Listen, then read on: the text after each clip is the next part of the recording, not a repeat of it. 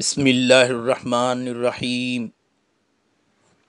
اللہ کے نام سے شروع جو نہایت مہربان ہمیشہ رحم فرمانے والا ہے۔ یا ایہا الذین آمنوا اطیعوا اللہ و اطیعوا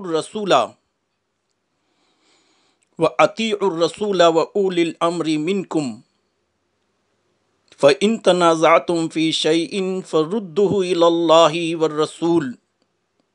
والرسول إن كنتم تؤمنون بالله واليوم الآخر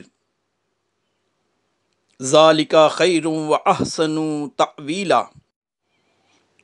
اے ایمان والو، اللہ کی اطاعت کرو اور رسول صلی اللہ تعالی علیہ وسلم کی اطاعت کرو، اور اپنے میں سے اہل حق صاحبان امر کی۔